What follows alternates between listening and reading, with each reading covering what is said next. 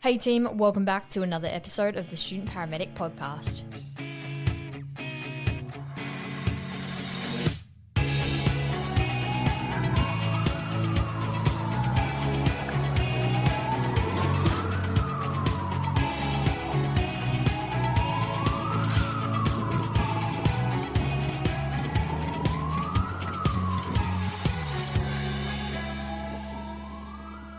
Hey team, welcome back to another episode of the Student Paramedic Podcast.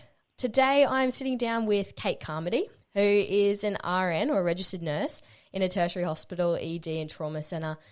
She's worked in the army and also in the pre-hospital environment in the private sector, and I've had the privilege of working with her in that sort of space. And we're also talking to Dr. Jess Forbes, who is an emergency doctor and trauma consultant at the Gold Coast University Hospital, and also has the awesome sort of perspective of working on the High Acuity Response Unit with the Queensland Ambulance Service. So I can't wait to jump into this topic of patient journeys through ED and sort of that ED perspective and how you can marry up the pre-hospital and the hospital together. So I only gave a slight introduction, but I'd love for you guys to introduce yourself a little bit more for our listeners. I'll start with you, Kate. Morning, Alex, Jess. Thanks for having me. So I've been a registered nurse for going on 12 years now. To be honest, I was a bit of a late bloomer. I didn't start uni till I was about 25, so had a bit of travel up my sleeve and did a few other things in former careers. And I went through uni always wanting to work in critical care and had an interest in sort of that extreme adrenaline-driven environment, which I think drove me to initially joining the Army and applying to go in as a nursing officer, which successfully I got through, and I was offered a scholarship. So I graduated university and spent a couple of years applying my knowledge in being a new grad nurse, and before then, I guess, posting to my first role as a nursing officer, which was in Darwin. It was a long way from home, but I embraced it, and I spent a couple of years through Darwin learning all my military resus and officer training and such, and spent quite a few years in the pre-hospital environment, but also in a primary healthcare role too, sort of getting our soldiers ready for deployments and building a capability so that we were the best that we could be for whatever was to come at us, whether it was disasters and war and such like that. I returned later to Brisbane and spent a few years there, and then I slowly transitioned out of Army and went to start working in a major Brisbane hospital that sort of specialised in trauma, and that's where I first met Jess, who's here with us today. And then life gets ahead of you, and I married a wonderful man, had some babies, and we moved down to the Gold Coast, and I've been at the Gold Coast Emergency Department now for almost 3 years, and really have been working in that emergency department in a senior leadership role and nursing role, and that's where I am today. And also on the side too, been doing a little bit of pre-hospital work in the private medical sector too, so that's been keeping my skills up pre-hospitally, and then again on the other side in emergency as a nurse. That's me. That's awesome. Dr. Jess, do you want to introduce yourself a little bit? Yeah, thanks, Alex. It's awesome to talk to you today. Thanks for having me. So I'm as you mentioned, I'm an emergency consultant and trauma service consultant at the Gold Coast Hospital. So I'm a relatively new fellow. I fellowed in 2020, and prior to that, I did my ED training in Brisbane, Sunshine Coast, Townsville, and then came back to Brisbane and had the fantastic opportunity to work with the High Acuity Response Unit, and then came back into the emergency department and worked as a trauma fellow at Gold Coast for a year, and wondered if I should have done paramedicine instead of medicine. I missed being outside. I missed the pre-hospital team, and now I've settled into a consultant role with emergency and trauma, and loving that job, and still get the opportunity to do the occasional shift with QAS, which is excellent. Before I did medicine, I was a nurse. So I started on the wards, and I was on the wards when I applied for medicine. And then while I was studying medicine, I worked in a private emergency department, which was another world compared to public. But that was where I really got to know and love emergency medicine. And that was the thing that led me down the ED training pathway. So I've been really fortunate to have some fantastic experiences and opportunities to work with some really great clinicians across a lot of different settings. That's incredible. I'm very excited to chat to you both today. That's awesome. I guess my first question for you both then, because I guess both of your experiences are different in terms of this question, but has your experience in the pre-hospital environment changed any of your perspectives or practices from an ED perspective or vice versa? One of the things that struck me the most is how many things the pre-hospital services do better than the ED. And I think when you're in ED, it feels like there's never enough people, but then you go pre-hospital and manage the same patient with less people and it's more efficient. And I think there's the pre-hospital teams have fantastic ability to make a really chaotic and complex situation quite simple, break it down into what do we have to do right now, what can wait until later, and how are we going to manage these problems. And the experts, particularly the high acuity response unit paramedics, but all paramedics across the board are the experts in creating a problem list and then prioritizing those problems and finding solutions for them. And I think that's one thing that I really took away from my pre-hospital time, because I think in ED we have a bit of a tendency to overcomplicate situations sometimes. And a classic example of that is cardiac arrests. So I've done cardiac arrests with pre-hospital teams with 3 people, and it's been really, really well managed. I think I probably didn't manage a cardiac arrest really well until I watched a critical care paramedic doing it. And it was one of my favorite jobs to do because it's just maximum value add. The paramedics are awesome at doing it and get things done a lot quicker and slicker than what we can in the ED a lot of the time. And I think that there's a few reasons for that. I think one of the big ones is it's very clear what everybody's role is. So if you're an ACP1, ACP2, CCP, everybody else on that team knows what your scope of practice is. Whereas in the ED, it's often very unclear who's a registered nurse, who's a clinical nurse, who's resus trained, who's not. ED registrars, there's a huge variability and experience there, which is great. It adds a lot to the team. But if you've never worked with them before, it can be really tricky to figure out exactly who can do what. So I think that was one of the biggest things that I took away from my time with pre-hospital. That's really interesting. Particularly, I guess we get drilled into us during uni for the paramedic side of things, systematic approach, everything is just so systematic. That way, if you are cognitively overloaded in a situation, you just go back to Doctor's ABC, that primary survey. So that's a really good point. Is there anything on the flip side? I think one of the things, this is a CCP level skill, but procedural sedations is one thing that I did notice we probably manage a little bit better in ED compared to pre-hospital. And I think there's a multitude of reasons for that. And I think although most paramedics have checklists in their mind, in the ED, we tend to use paper checklists, and it does add time. But when you have something go wrong, the value that having done your paper checklist adds is immeasurable, because you know exactly where your suction is, you've checked it, all that sort of thing, rather than going, I know where it is if I need it, and not having it there at hand. That was one thing that I did notice pre-hospitally, but there's plenty of opportunity to learn from each other. Absolutely, I love that. Thank you for that. And what about you, Kate? Well, Jessie has certainly rounded that up really well. But initially with the first question, what I've certainly learned is just to there's so much more respect for that pre-hospital environment and the clinicians that work in that space.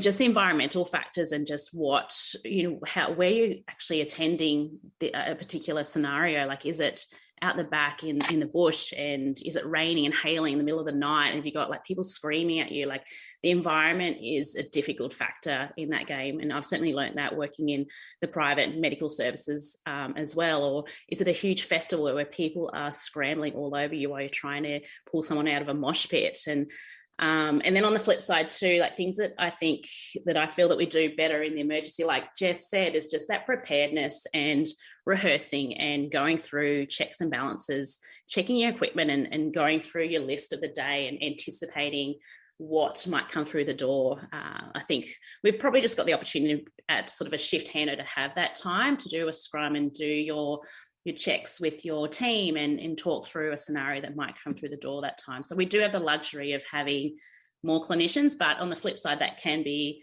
a deterrent and an issue too when you have too many cooks in the kitchen, as they say. If it were up to the doctors, we'd be lazy and we wouldn't do the checks. It's the nurses that drive those checks. I love it. That's awesome. And you bring up a really interesting point there when you say anticipating. Obviously, that's a massive part that comes with a lot of clinical experience. How can we sort of develop that ability of thinking ahead and planning ahead without having such a significant amount of experience that you both do have? Yeah, that is really tricky, isn't it? I think one thing that I noticed some paramedics doing is hanging in the corner of the room after they've handed over a patient in resus to find out what the next steps are going to be for that team. And I think oftentimes when people do that, they are really apologetic about it. But I think it's a really important thing to do, to hang back and watch as many of those immediate post-handover situations as they can, because I think that's where you pick up what the next steps are. I don't think paramedics have to be the experts on everything that happens in the ED, but if you can preempt what the next steps are going to be in that next 5-10 minutes after handover, then that helps you with a lot of things. It helps you with your pre-notification, helps you with your handover, and helps you sort of front load those immediate clinical needs when you're doing those two things. Yeah, I'm all for having the paramedics hang in the background and watching what like the next stage of that patient journey may be, or encourage them to come through to the scan or wait and see what the imaging shows. I think it gives a real rounding of a learning opportunity for them too. So they may have seen the primary and chief complaint, but may not have seen that pathology or disease progress, and to see that, yes, they in fact have a flail chest and clinically they looked like they did. It's just a really good reinforcement that, their clinical intuition was sound. Absolutely. And I think too, just coming back, if you've got that opportunity to, when you drop off, say, another patient later on, come back and be like, what was the outcome for that patient? What happened? What tests were performed? What did we miss? Is there anything that you would have done differently? I think that too may help in that sort of reflective process as well.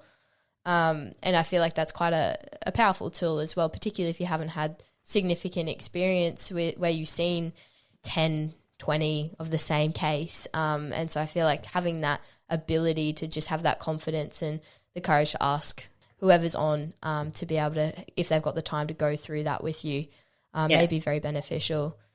Common for the paramedics to approach the triage nurse even at a later day or a week down the track to see how their patient may have fared. And we always will, if the opportunity is there, invite those paramedics to perhaps sit in with our debrief post a massive resuscitation of some sort too. Like, they're a valuable part of the sequence of that patient's journey.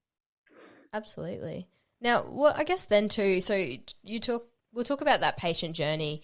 Jess, you have a very, unique perspective of being able to be that person that's, been on HARU and then being able to follow that, I guess, through the whole way, that patient journey the whole way through. What does that generally look like? And is there anywhere that we can add value quite significantly? So I attended this gentleman pre-hospitally. He'd come off the moped, he'd been struck by a four-wheel drive. He's lying in the gutter.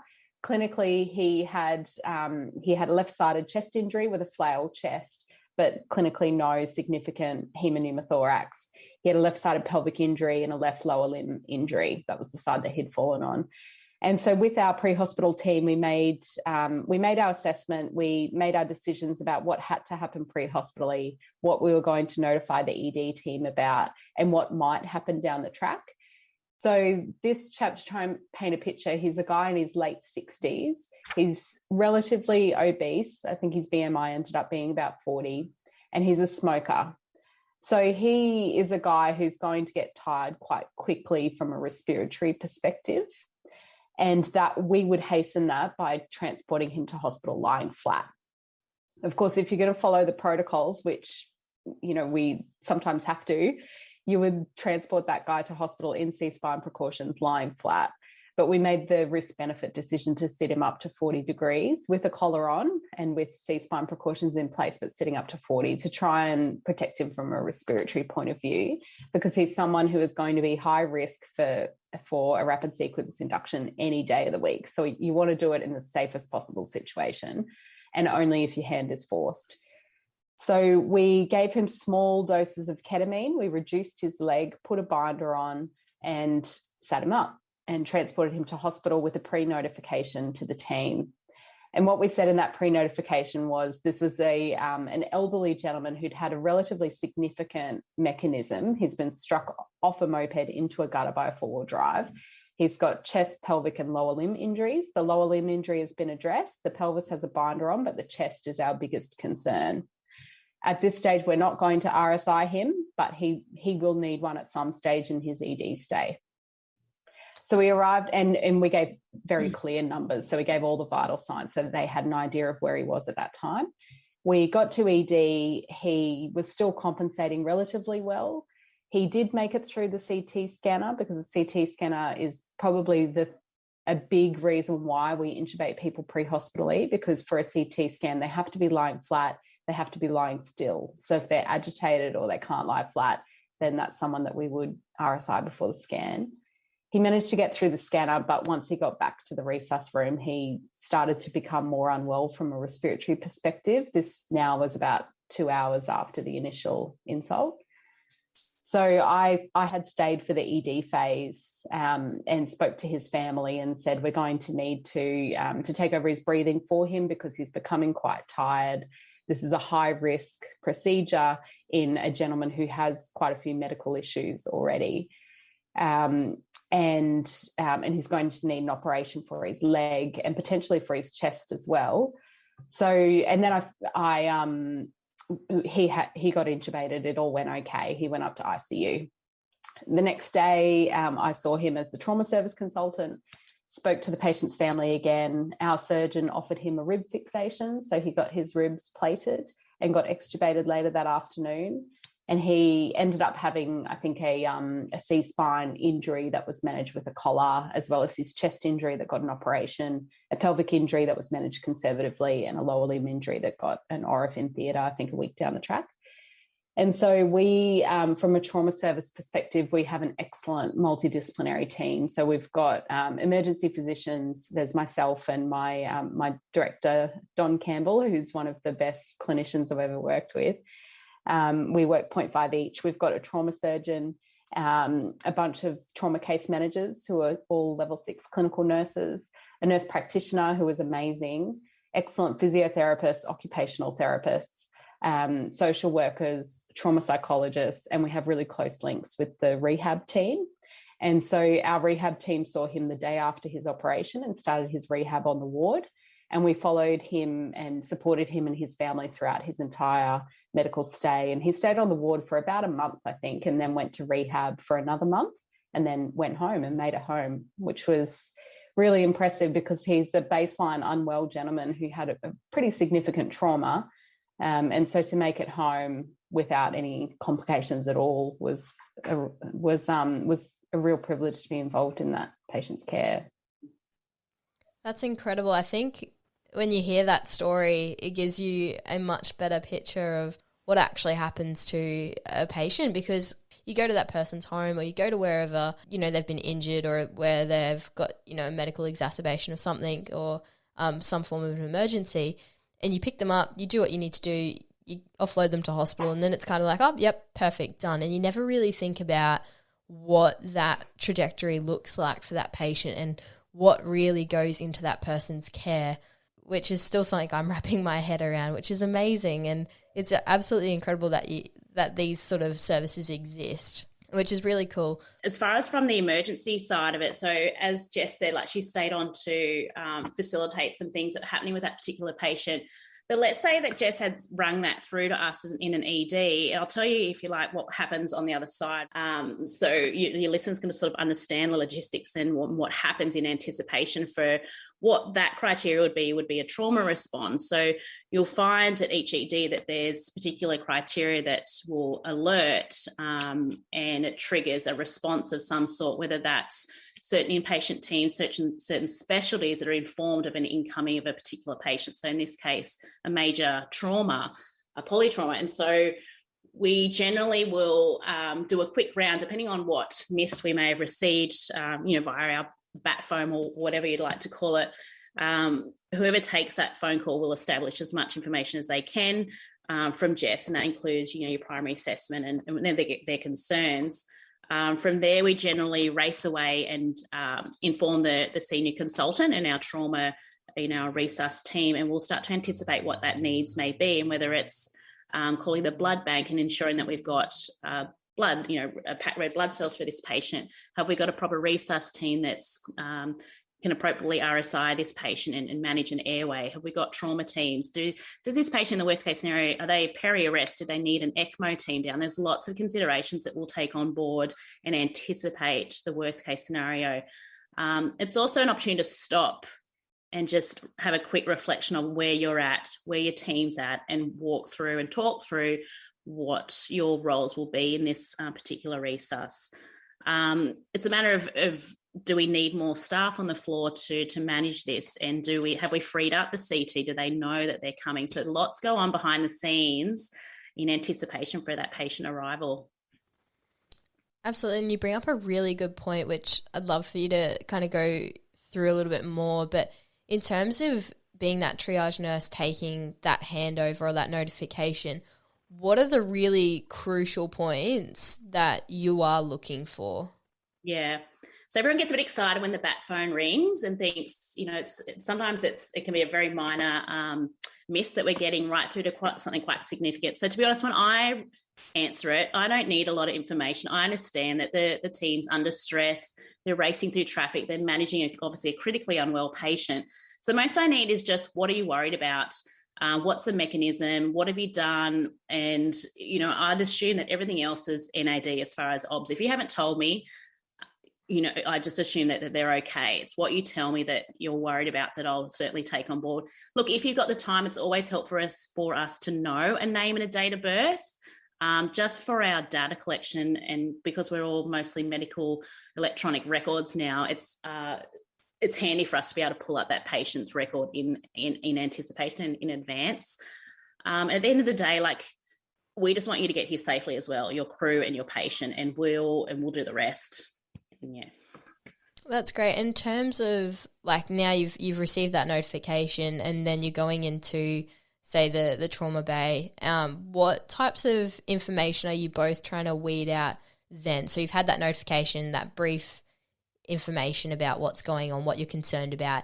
You get in there, it can be quite an overwhelming experience and room full of, like you said, lots of cooks in the kitchen. But what types of information are you both seeking out? And does that differ between you as a nurse, Kate, and yourself as the consultant on this as well, Jess? One thing that I just wanted to add in terms of the pre-notification, but also for the handover, is to try and be as objective as possible. There's a paramedic in Victoria, Ben Meadley, who's doing a PhD in pre-hospital systems. And I watched him do this talk about systems. And one of the things that he's found in his research is the further someone gets in their career, the less information they give in a sit rep and in a pre-notification. And he gave an example of a multi-vehicle RTC mass casualty incident quite far from city. And he played two different sit reps. And one of them was a really, really experienced clinician who got on the radio and said, yeah, we got 3 cars, 4 patients. We're going to need a helicopter. We'll need the doctor. We'll need 2 more CCPs. We're going to need 4 or 5 transport units. Versus a brand new paramedic who would have been really, really nervous. This may have been the first big job that they've done. But they got on the radio and they said very objectively, we've got, this many vehicles. We've got 4 patients, 2 red, 1 yellow, 1 green. The red patients have a heart rate of 150, a blood pressure of 90, and a respiratory rate of 40. The second red patient has a heart rate of 110 and a blood pressure of 70. And they were just really objective. I think the key when you're giving a sit rep or a pre-notification is that the person that you're telling that information to has a lot else on their plate. They're either a dispatcher trying to manage an entire operations centre zone, or they're a triage nurse managing an entire ED, or a resus consultant managing an entire resus area. And so when you're giving them the information, they're trying to triage where that patient sits compared to everybody else that they're trying to manage. And so being as objective as you can is really helpful. And that goes for handover as well. So I think, as Kate said, starting with the mechanism is always really helpful, because it's the mechanism that tells you what injuries that person's going to have. And then I think the MIST structure is as good as any. I think any sort of structure or template that you use is fine, as long as it's one that you remember and can fall back on. So MIST is excellent because it's easy to remember what all the letters stand for. I'm terrible with acronyms. So it's easy to remember what the letters stand for, and you can fall back on that when you're quite stressed, because you're right, it is totally overwhelming. And when I started with HARU, that was the thing that I think I was the worst at, was handover. And that was the thing that I worked at the most, because it's a big room. It's very nerve-wracking. Even for me as an emergency consultant, walking in and telling a whole room full of people about this patient, I found that very nerve-wracking. So I think falling back on your structure is really important, and then being really objective with your findings. So saying, they've had an elevated shock index with a heart rate of 150, a blood pressure of 90. We gave 500 mils of crystalloid, and now these are their obs. And trying to limit the extra details. So there's a lot of information that's given in handover that doesn't necessarily have to be given. Things like 4 milligrams of ondansetron is often included in the handover, but actually if it's a critically unwell trauma patient, it doesn't matter. You can have a little side handover after with the documentation nurse if you need to, for all those extra little things. So I think keeping it as succinct as possible, trying to limit it to 60 seconds is really helpful if you can, because our attention span is not going to be any longer than that. And if you can, starting with the key priorities. So things like, we've just lost the cannula, this person needs a new cannula, and then getting into your handover, because otherwise we're listening to the entire thing. And then you get to the end and you go, oh yeah, that's right, we lost the cannula.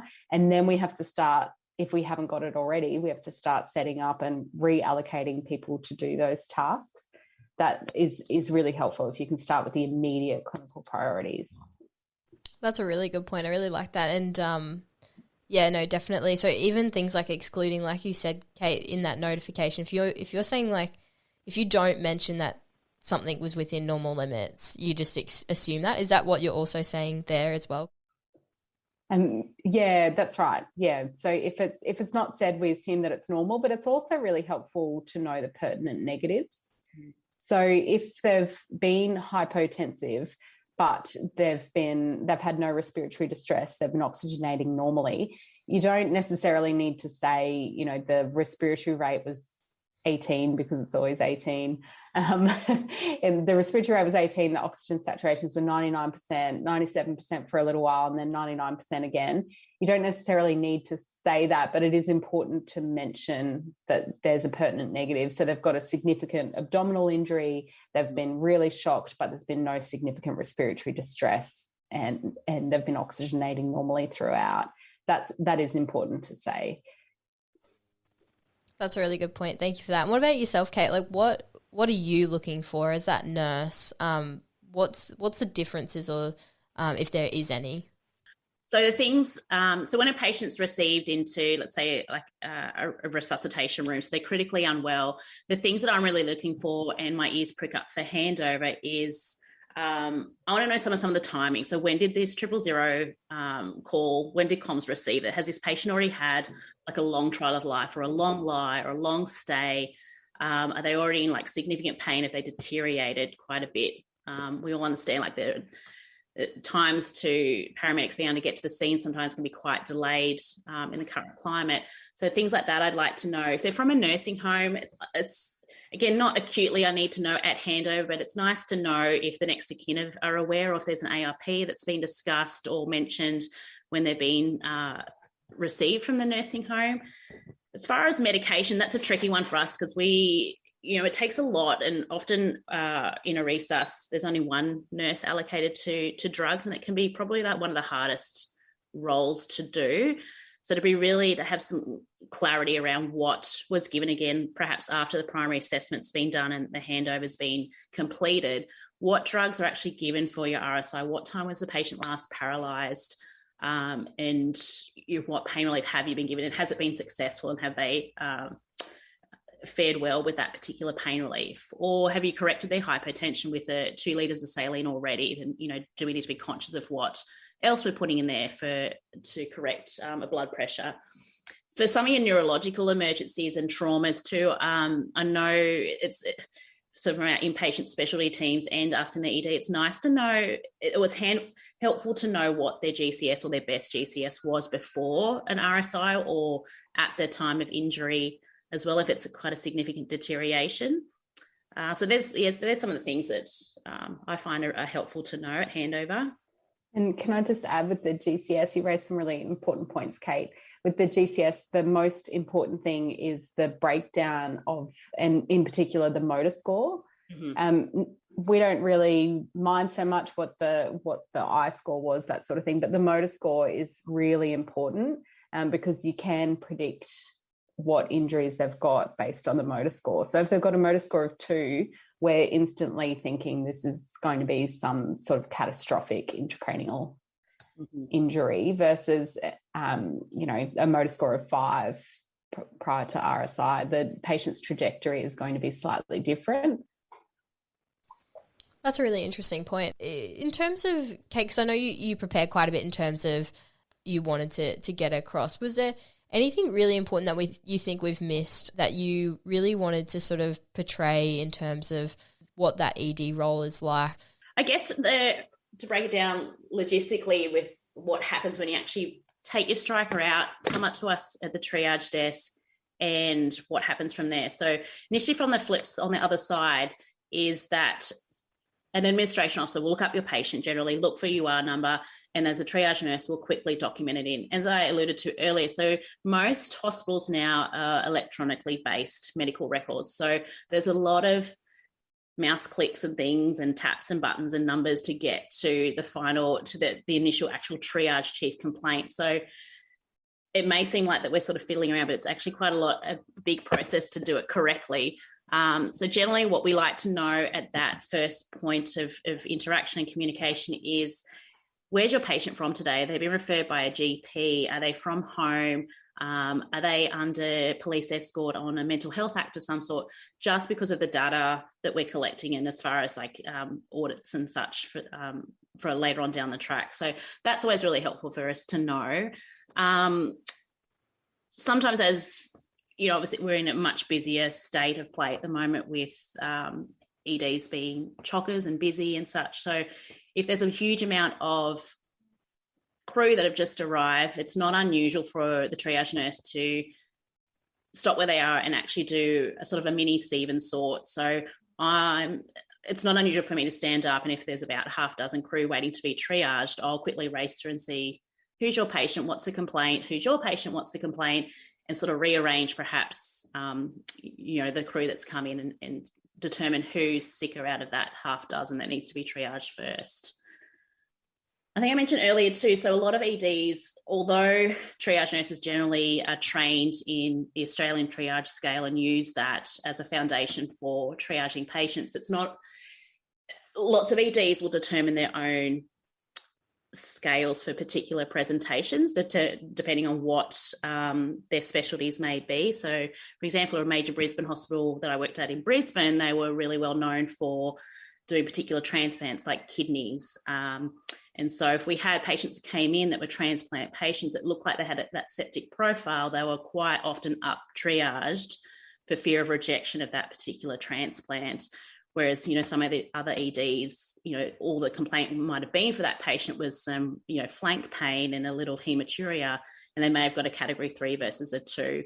So, and that's not uncommon for lots of places too, like for pediatrics, anyone under 2 months may get a category 2.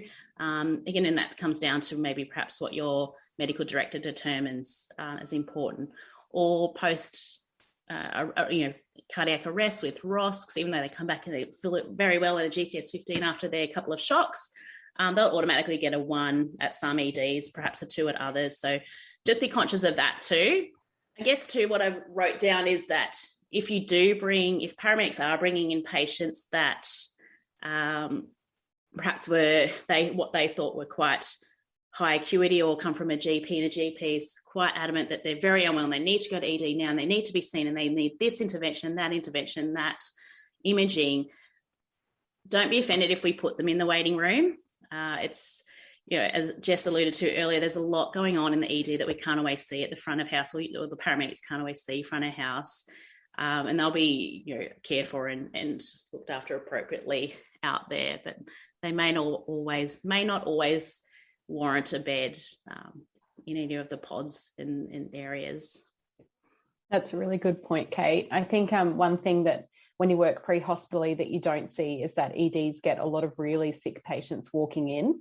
So the classic is the people in their 50s and 60s who've gone to the GP with chest pain. The GP has said, oh yeah, you'll be right to drive up to ED. They come in, get triaged, and then have their cardiac arrest in the waiting room or while they're getting their initial bloods. That seems to happen quite a bit. And the patients who come in with paramedics, those patients have had their risk assessment. They've had a set of obs, they've had a period of observation, they've had an ECG, they may have had some pretty advanced assessments done. Whereas our patients that walk in, we don't know anything about them. And so those patients in the waiting room are our highest risk patients in the emergency department. And that's something that we try to communicate to our inpatient colleagues when we're getting our admitted patients upstairs, that those admitted patients aren't high risk, it's our waiting room patients who are. And so I think that if the same from the NHS that I actually used in my ED consultant interview is that if a patient is fit to sit, then they should be sitting, they should be offloaded, because those ambulances need to be out in the community. And that's something that I feel really passionately about. If they can be offloaded, they should be offloaded, because there's no reason that we should be taking highly skilled clinicians out of the community and keeping them on an ambulance ramp. I think that's a travesty to have that happen constantly and then have patients waiting 12 minutes in cardiac arrest with no paramedics available, and longer than that, actually. Yeah. I think we do that really well at the Gold Coast Hospital with our initiatives with offloading patients early. I think we've got the best numbers in the last data collection for all the patients and getting our ambulances back in the community. And it does, increases the burden everywhere, but we're all doing our best. But yeah, like Jess said, those that can sit and have had some sort of trial of life and a test of time, and they've had their assessment with the paramedics, generally they have their second assessment with us at triage. And if we determine that they're well enough, they will go out to the waiting room. It's not to say they'll be seen at some stage, but if they don't need a bed, there's so many more that are coming through the door and always anticipating that are really unwell that will need that bed. Absolutely. And ED's always busy, even working there for a short amount of time, it was always is your patient well enough to sit out in a chair now? From a nursing perspective, there's always busy, it always needs to be moved around. And I think until you really consider that aspect of it, otherwise you really just don't understand, you don't know what kind of goes on within the ED. Now, I don't want to take up too much of your time, so if there's anything you think we've missed that you really want to portray to everyone. I guess one thing that I wanted to expand on a little bit is the value of the pre-notification.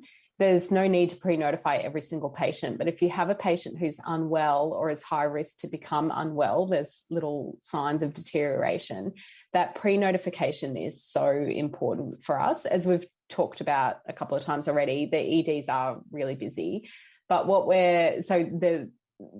of the values of the pre-notification is actually creating a space where we usually don't have space or staff available at all. So that has to be created, and that doesn't happen by magic. But the second thing is, I think when you're working pre-hospitally, it's easy to think, oh, well, we'll bring the patient in, they'll just deal with it. You know, it's an emergency department, right? They're there to see patients. They can just deal with the patient that we bring in. But what we try to cultivate is continuity in that patient's care. So the previous way of thinking about it was that there's a pre-hospital phase that starts and finishes. You hand over, the ED phase starts.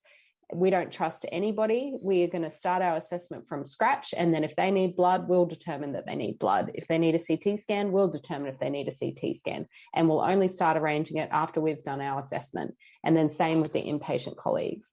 But what a good pre-notification does is it limits that or minimizes that delay while we're trying to get our head around this patient. So if I'm working in ED and I have a pre-notification of a patient that sounds really unwell, and Kate talked about this before, and I've got some objective findings communicated to me by the pre-hospital team about a patient who's really sick, there's a lot that we can get done before the patient even arrives that just expedites their journey. It gives us a picture in our mind of how this patient looks, and we can be fully prepared to do an RSI, do bilateral chest drains, give them blood, start a massive hemorrhage protocol, hold the CT scanner, maybe even hand over in the CT scanner. And all of those things take a lot of time to organise. And, you know, for instance, with regards to the CT, we've got one CT scanner for the emergency department, and at any one time we could have any number of code strokes going on. And those neurology registrars love to take up the CT scanner with these code strokes. And also ICU come down and use our scanner as well. And an ICU scan can take up to an hour. So if we know that we've got a really sick trauma patient coming in, particularly if it's someone who needs to go immediately to CT, for example, that person with a GCS of 12 with a motor score of 2 or whatever, which that breakdown doesn't work out, but you know what I mean, with a low GCS and a concerning motor score, that's someone that we will tell CT, hold the CT scanner, don't let anyone else go in. Our patient is the most important. And we can say that without even meeting the patient if we've had a really good pre-notification. Yeah, Jess is right. So with the pre-notification, it starts a cascade of events. So normally we, like if they meet criteria where there is a code stroke, a trauma response, a trauma alert, a cath lab activation, all the significant people that are involved, the multidisciplinary teams are involved, are alerted of that. And generally they will start their small area of control, whether it's making a bed space for them, ordering particular CTs for a stroke patient, opening up the cath lab, particularly if it's after hours. So all these teams are involved, as well as ED, to get the most definitive care for the patient too.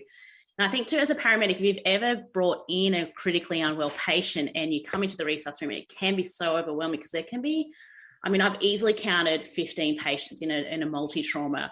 If you think about, you've got all these specialty teams that come down, so it could be gen surge, anaesthetists, the trauma team, ECMO teams, like they take up so much space, but they've all got a place in some ways. You certainly get some rubberneckers and you get some juniors that are learning, and there's absolutely opportunity and place for them. And then on top of that, you've got all your emergency resus team as well. So generally they've been pre-alerted for that particular mechanism or injury or a disease that's come in, and they're part of the team and part of the patient's journey as well. Yeah, I love that. I love the consideration of like all the logistics that go into play for all of these patients, and it's something you don't really think about. You get very shoeboxed into, like you said, handing or offloading your patients at ED, and then you feel like, yep, that's done, that's finalised. But there's so much more to it, and I think, and I hope that this sort of discussion's just brought up some points for our listeners to go and sort of research this for themselves and sort of consider it next time they are handing over a patient or wanting to do a pre-notification call, and just understanding sort of the gravity of their actions, I feel may be very beneficial. So I really love that, and thank you for discussing that, and it makes so much sense. And no, I think it'll be very beneficial for the future patients that our listeners bring in. So thank you. Is there anything else you'd like to finalise on before we start to wrap up? I just wanted to say thank you to the paramedics that I've been working in the emergency department and pre-hospital for a really long time now. And sometimes I don't think that you get enough credit that you should. And I know that at times it can be really frustrating when you're ramped with a patient in an ED in a crowded space with, you know, people running off their feet and burnt out and tired. That, like, we appreciate you, and we appreciate and see that you're advocating for your patient too. If they are deteriorating on the ramp, our ears will prick up if you come and tell us that you're worried about your patient. You know, helping them to the toilet, just these simple things, or getting them a blanket, like, it doesn't go unnoticed. And like, we're all a team at the end of the day. And so thank you. Sometimes it does feel like it can be a rushed handover and you're already deployed back to your next job. And sometimes we don't get the opportunity to turn around and say, you did a really good job with this patient, and they've fared really well, or, you know, their CTs come back and like their family are really happy with the care that you've given them. So yeah, thank you. And it's a real pleasure to work with some really highly skilled, experienced paramedics on the road. That's so true, Kate. Really well said. Yeah, I would echo all of that, and just add that if there's student paramedics listening, just to add that you've made a really excellent career choice. The scope of practice for paramedicine is constantly evolving, and you've chosen a really excellent career. I'm a little bit jealous, and and I wish everybody listening all the very best in their careers. And if you're ever at Gold Coast, come and say hello to Kate and I. Yeah. Awesome. Well, thank you so much for sharing your time today. I really appreciate it. And we'll sign it off there. Thanks. Thanks for listening to this episode of the Student Paramedic Podcast. You can connect with us on Instagram, Facebook, Twitter, or you can email us at thestudentparamedicpodcast@gmail.com.